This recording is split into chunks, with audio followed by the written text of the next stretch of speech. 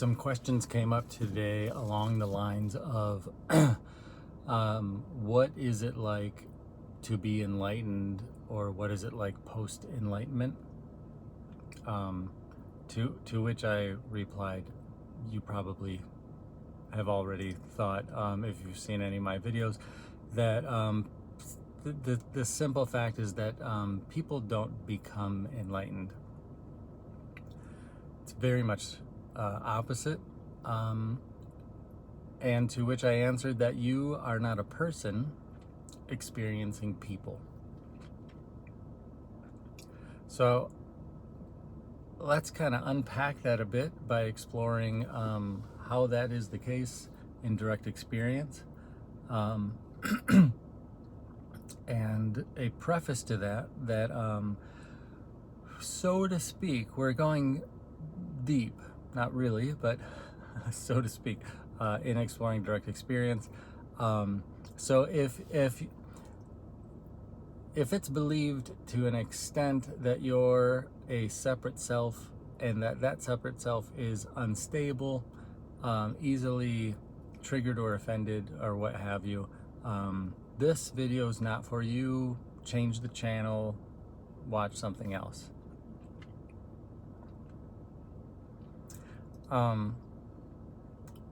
Or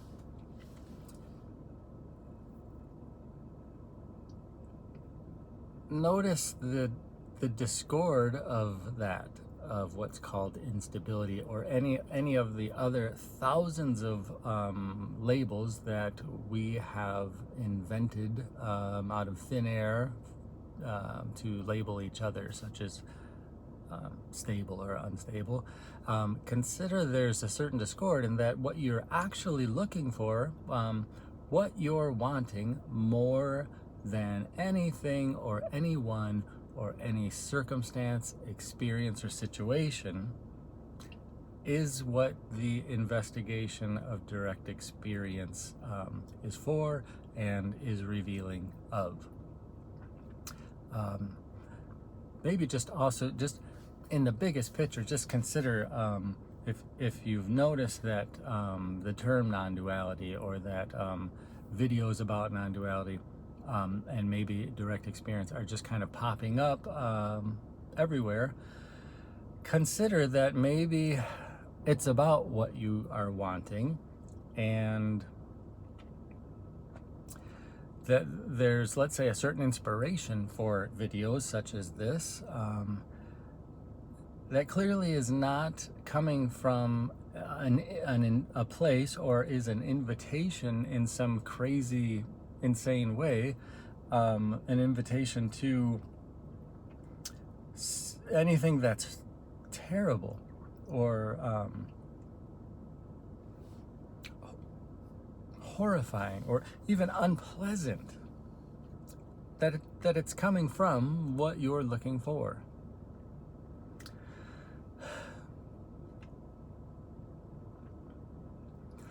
So they comment that you're not a person experiencing people.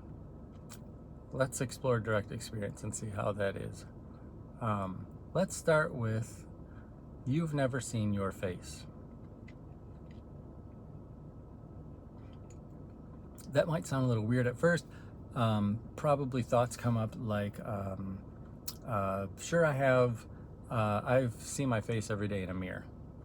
Or maybe even in very still water. I've seen my face in there.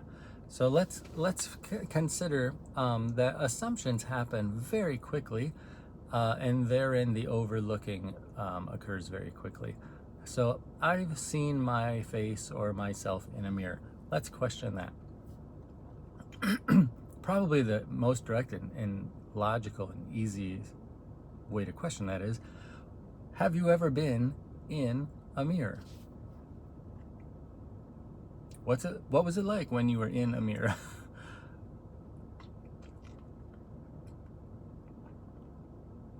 It's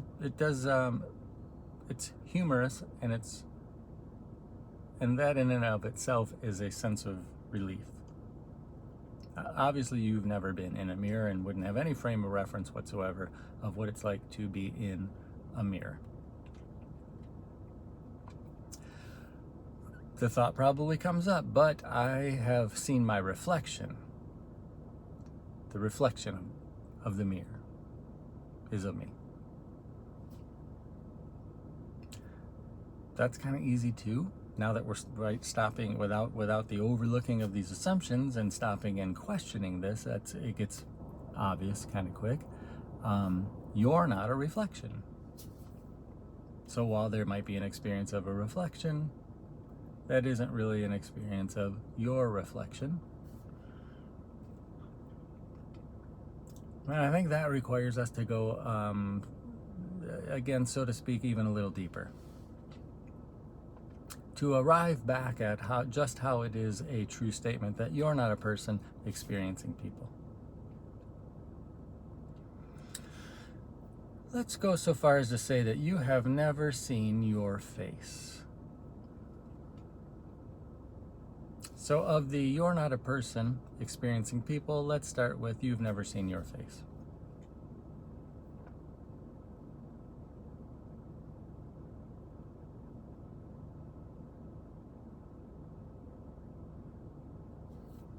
Maybe there's been a seeing of a mirror. Maybe there's been a seeing of a reflection.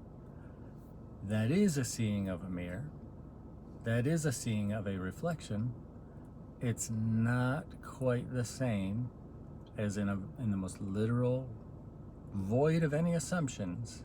It's not quite the same as literally seeing your face.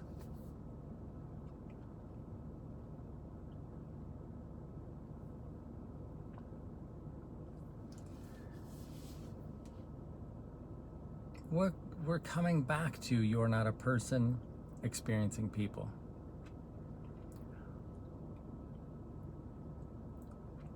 Consider the pointing term that definitely doesn't define. This is similar to the word non-duality. It doesn't suggest what is or define anything. It more points to what isn't.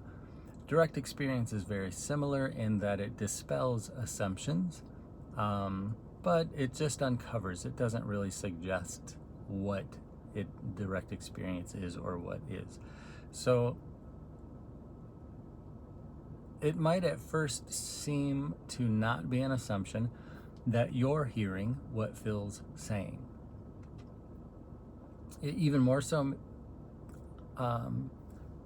that you're hearing with your ears what Phil's saying.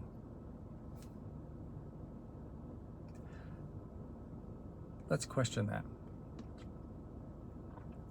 In your direct experience, where are your ears that are said to be yours and what you're hearing with? Where are they?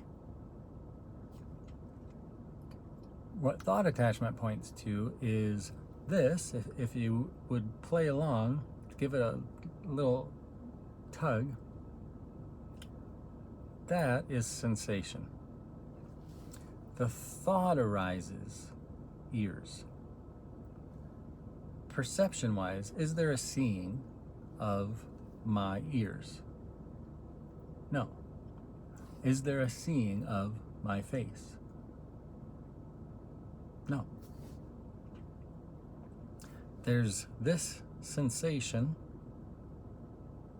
and there's the thought ear or ears. Thought attachment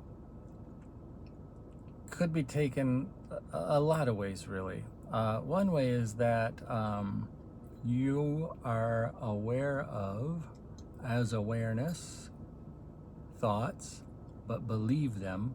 And so in that sense, attachment means believing. Here's another sense of the word, a possible implication, that thought attachment is the attachment of thought, like ears, to the sensation. So it seems like the sensation is my ear, or of an ear. Just like the thought, my face, seems to be attached with the same as a reflection.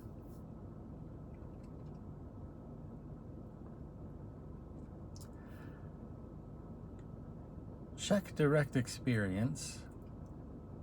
Is your face and your ears seen?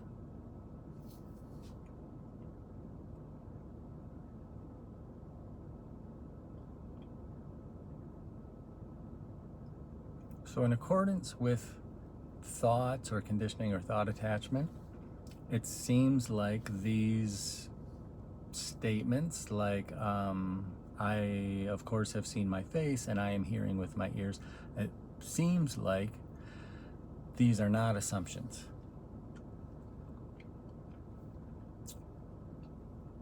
Why does it seem like that? There's ultimately not a reason, but one way to sort of point is collective conditioning, because it's so common, because the overlooking of direct experience, unknowingly, let's say, in favor of believing conditioning or the status quo, occurs via the overlooking of assumptions. So this is sensation, and then there's the thought ear.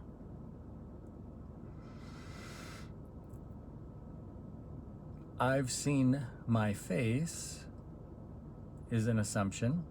The direct experience reveals that's a thought that seems to be attached to or married with or the same as the actual, what's actually directly experienced, perception-wise or seeing-wise.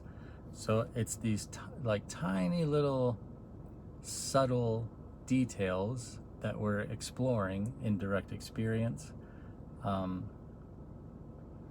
Again, precisely, or at least I humbly suggest, precisely to not find what you're ultimately looking for, to bring an end to the looking, as in seeking, not quite as in perception.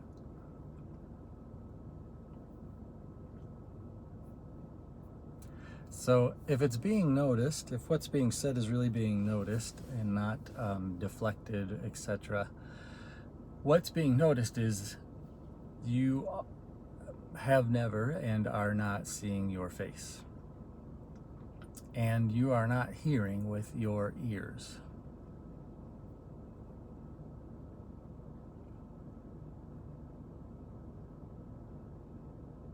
How's that possible then, right? How can that be? Words like amazing, magic, pure consciousness, impossible, they don't define, they just point. Let's kind of dial in even more. In the same way that this is sensation as directly experienced, and there can be the thought ear, but there can also not be the thought ear, and the sensation remains exactly the same.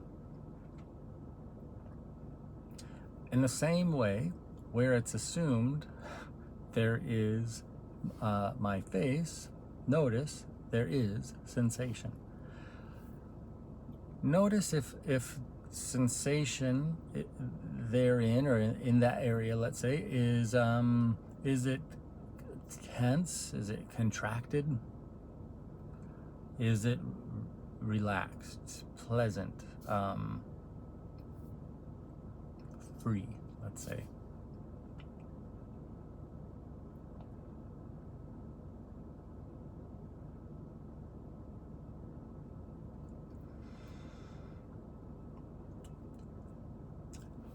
At the very least, let's say, I hope that that is just something noticed direct experience wise that wasn't before, and I encourage you to continue investigating the actuality of direct experience and dispelling assumptions. or maybe this is like a refresher, a reminder almost, of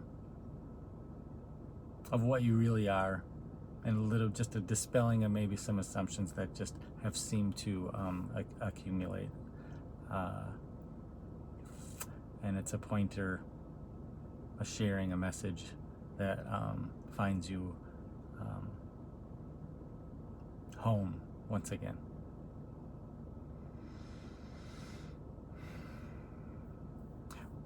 So you are not a person that's experiencing people. People do not become enlightened.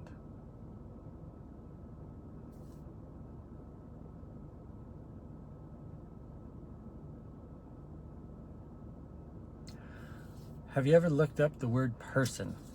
If you, I would encourage you to, and if you do, you will find a sort of a lineage or a more original meaning that isn't a contemporary collective connotation. And that meaning essentially is mask.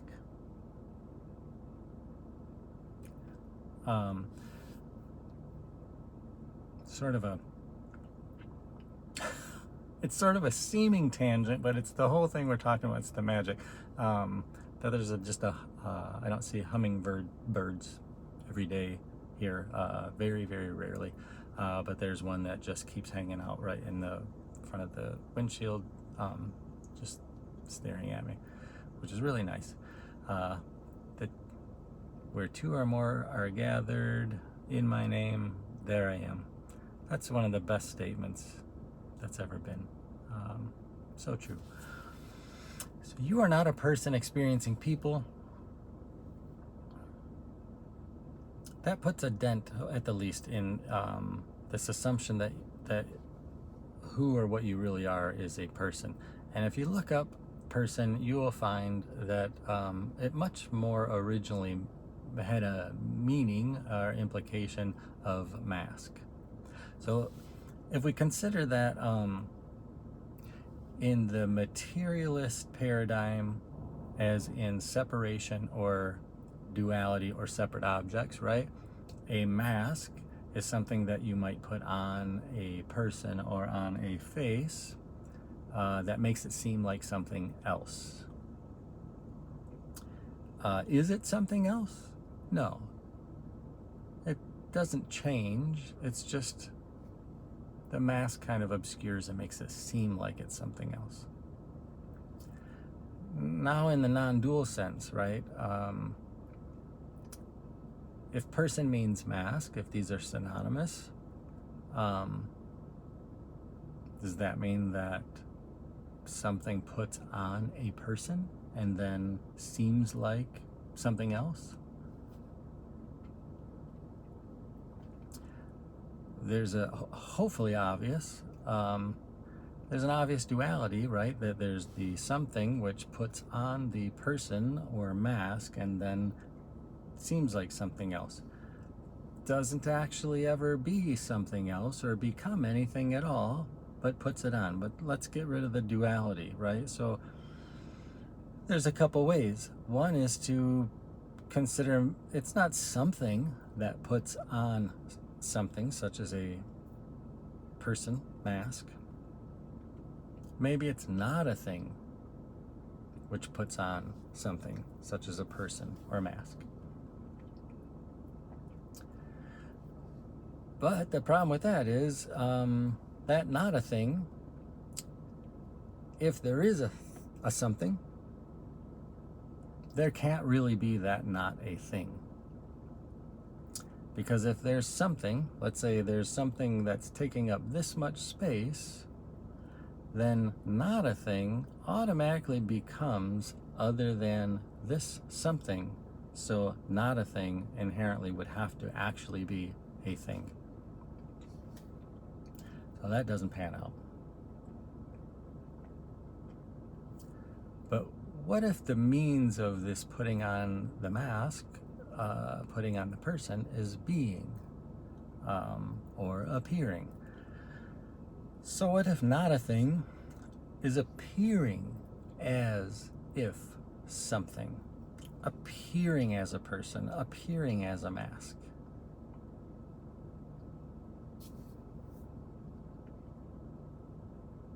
That would mean that much like a mirage in a desert is an appearance and is not a thing, that the person or mask, being an appearance or apparent, is not a thing. This is much simpler. Not a thing. Not a thing by definition would have no limitations whatsoever. So not a thing could appear as anything. Well, why couldn't it? Any answer to that would be a limitation. But not a thing wouldn't have any limitations because it's not a thing. But that would mean that the person, the mask, is an appearance or is apparent, but that appearance or that which is apparent is not a thing. A mirage in a desert isn't a thing. And the closer that one gets to it, akin to the more one inspects direct experience, the more it's dispelled or revealed that there is no mirage. Loosely speaking, it seems so because of the light. And the closer that you get to it, the more it's dispelled, and there isn't a mirage. It just seemed so. Direct experience is very much the same way. The more direct experience is explored, investigated, the more assumptions are dispelled or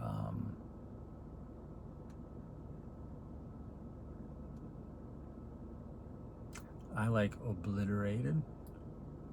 I can acknowledge that sounds heavy, but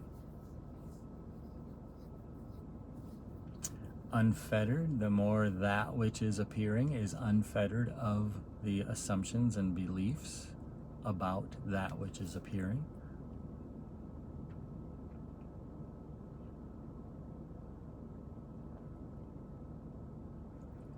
So if there's no actual experience of your face and no actual experience of your ears, and person means mask,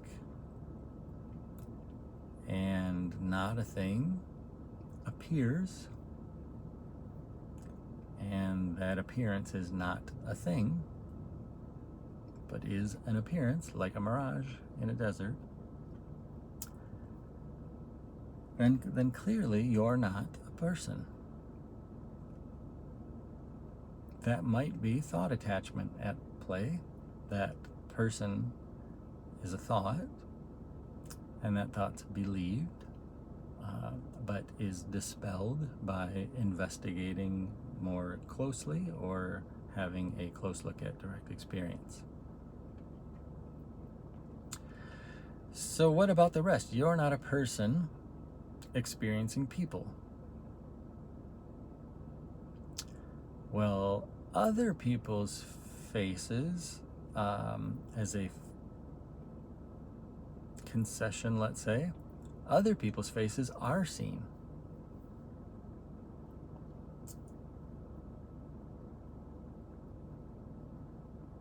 Maybe not.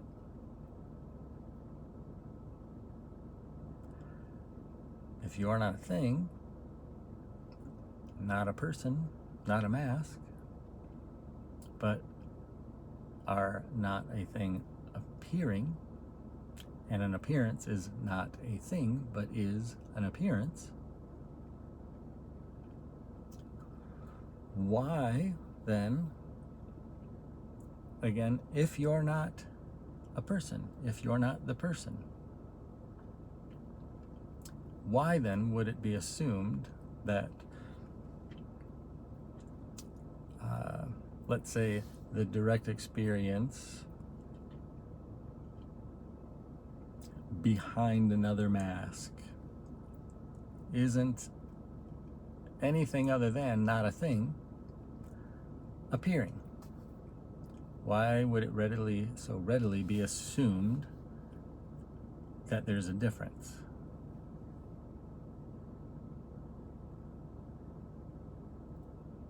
If we really just keep looking into that, right? What's with the assumption of the difference? What's with the inclination, the orientation to find difference?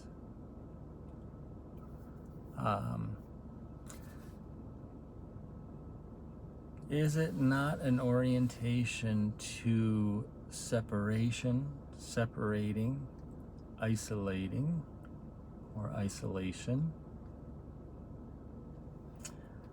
With a little momentum, let's say, is it not an orientation to loneliness, longing, confusion?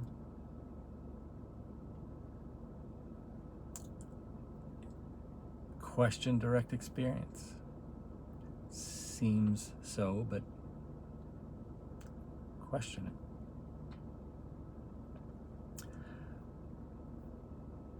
What if it's the same, though?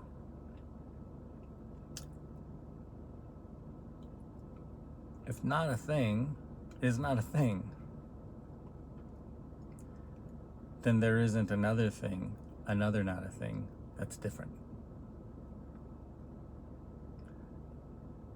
Not a thing is indiscernible. And therein, undefinable, unspeakable. Because not a thing would be appearing as not a thing, and therein what's so-called speaking, this sound, Phil talking, etc.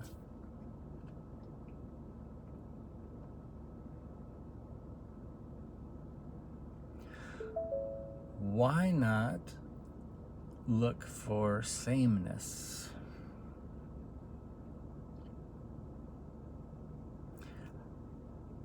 A risky way to look at it, but if there's going to be an assumption, why not start with the assumption it's the same?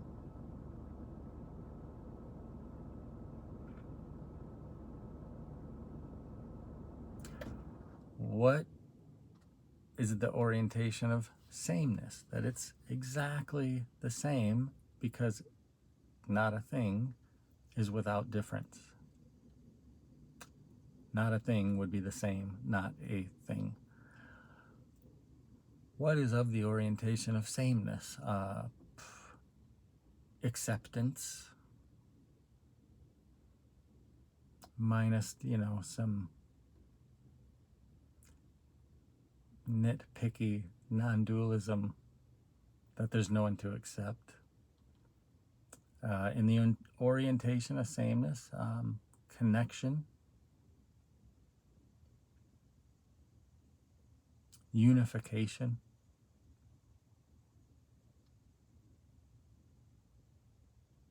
togetherness, right? If we're putting a little non-dual scrutiny aside, feels really different. Isolation and connectiveness and togetherness feel different.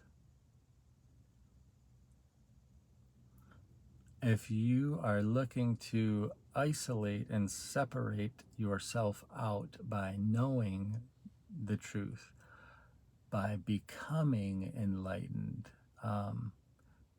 this just isn't for you. There's nothing here for you. There really is quite literally not a thing here for you.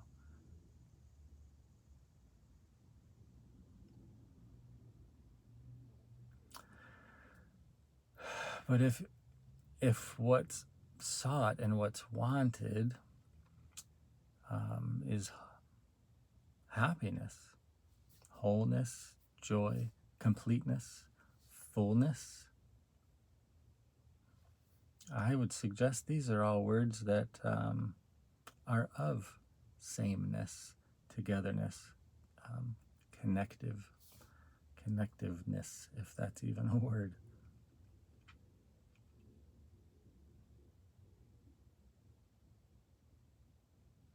So much the same that I presume that there's a pungent peace permeating peace.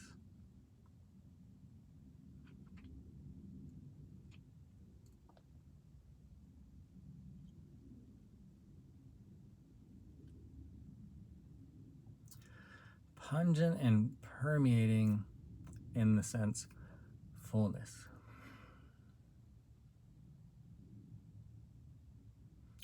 Borderline overwhelming fullness and wholeness and completeness. And mind you, perception-wise, nothing's changing. Nothing needs to change.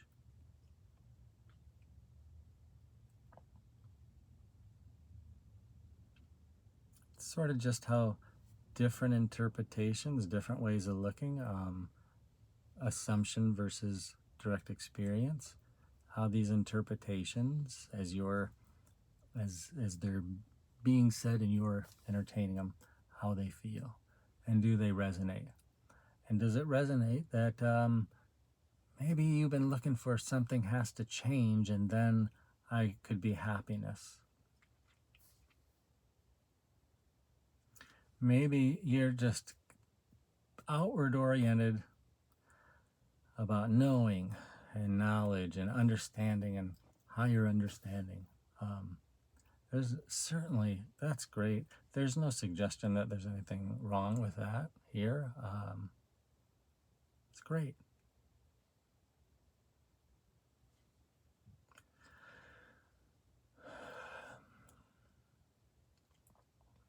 But if you are not feeling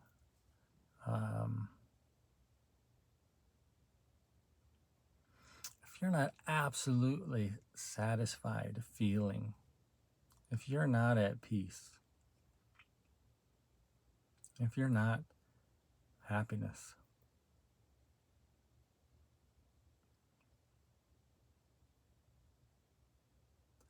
if there's some kind of relative conditional surface level love,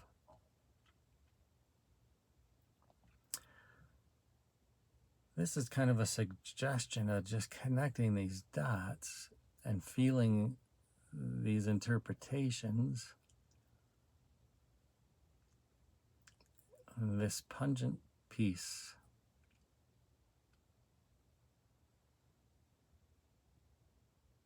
The interpretations come and go and can seem to veil or obscure or cover up this pungent peace, this happiness, this fullness,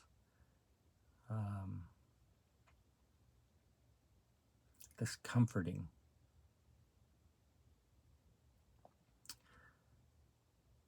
Notice in these interpretations how they resonate feeling-wise, and notice the differences interpretation-wise when the focus is on difference. I'm this person, they're that person.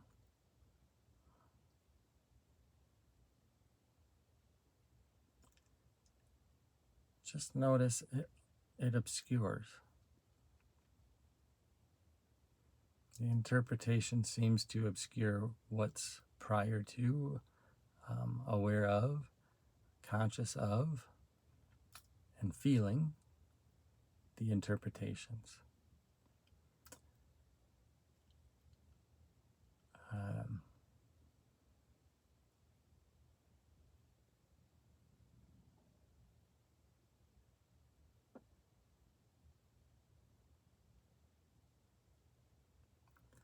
Notice these are conditions. This is me and you're you. I'm him and that's her. It's all based on these assumptions that I've seen that which I am, that I've seen my face, that I'm hearing with these ears, etc. Thought attachment, a pretty good pointing.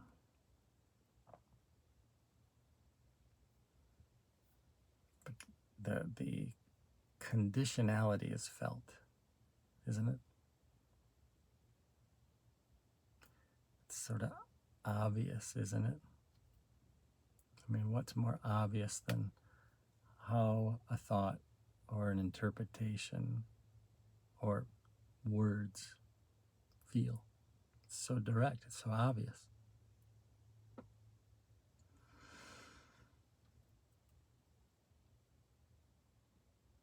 So if words, interpretations like sameness, togetherness, inclusiveness, unity, unification, fullness, completeness, wholeness, right? These words, these interpretations resonate. Consider the unconditionality with which these words are pointing back to, with which these words and interpretations resonate.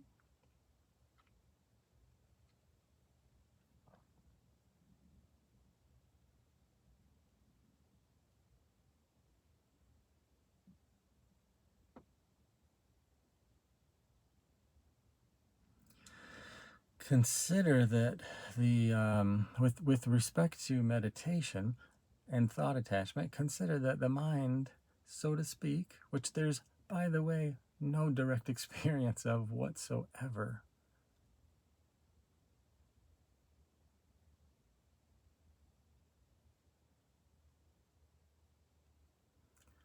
Consider that meditation is what's actually desired, what's actually wanted. Why? Well, if you're seeking, if you're trying to become, if you're trying to become enlightened, if you're trying to wake up and you're looking, seeking, looking for something, consider how quickly the thoughts arise, as in assumptions arise and are believed, and really consider that the speed is incomprehensible, like the speed of light. Just consider it. I'm not saying that's true. I'm not saying that's known. I'm just saying consider it. And just consider meditation. Why? It slows everything down. Thoughts settle. The activity of thought relaxes, settles, and very literally fizzles out and disappears. And then, so to speak, we're prior to not only thoughts of differences or a orientation of trying to find differences, we're even prior to interpretations of sameness or togetherness or unifying or unity or unification.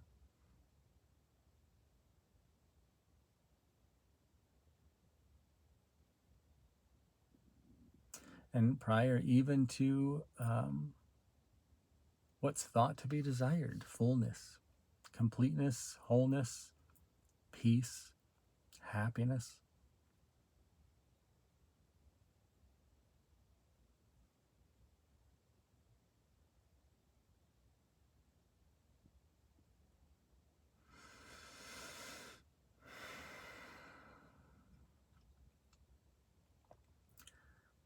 There's just infinite appreciation for just the consideration. So thanks.